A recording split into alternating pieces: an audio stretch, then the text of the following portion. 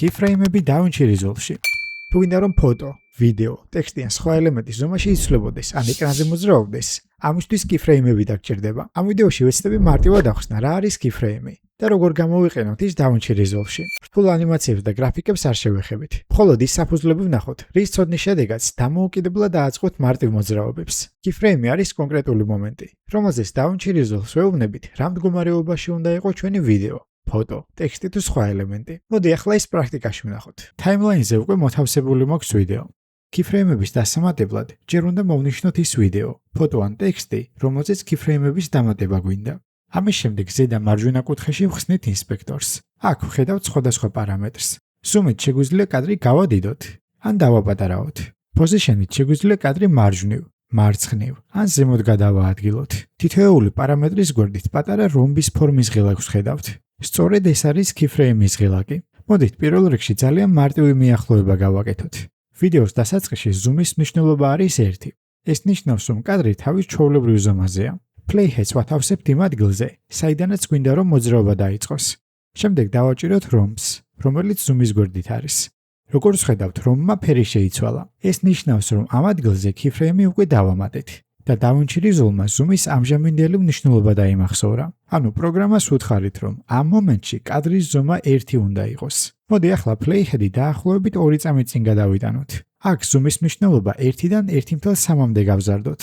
რადგანაც ზუმზე keyframe-ები უკვე ჩართული გვაქვს, მნიშვნელობის შეცვლის დროს DaVinci Resolve მეორე keyframe-ს ავტომატურად დაამატებს. ახლა ვიდეოს დასაწყისში დაბრუნდეთ და შედეგი ვნახოთ.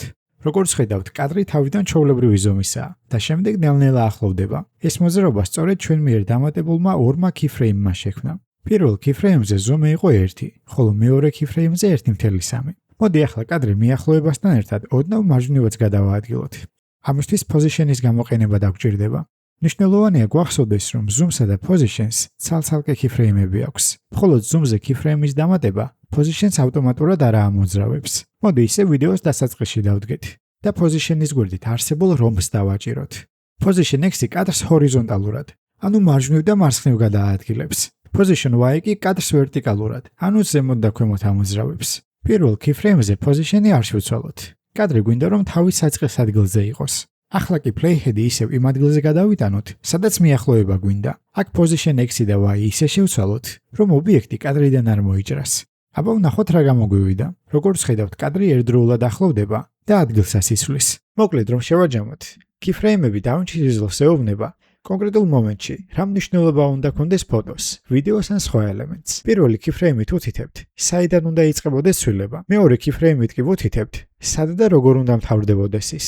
ამ პრინციპით შეგიძლია გააკეთო კადრის მიახლოება, გადაადგილება, შემოტრიალება, ტექსტის ანიმაცია, ხმის აწევ-დაწევა და სხვა მრავალი მარტივი ეფექტი. ხო მართლა, YouTube-ზე უკვე 135 ვართ.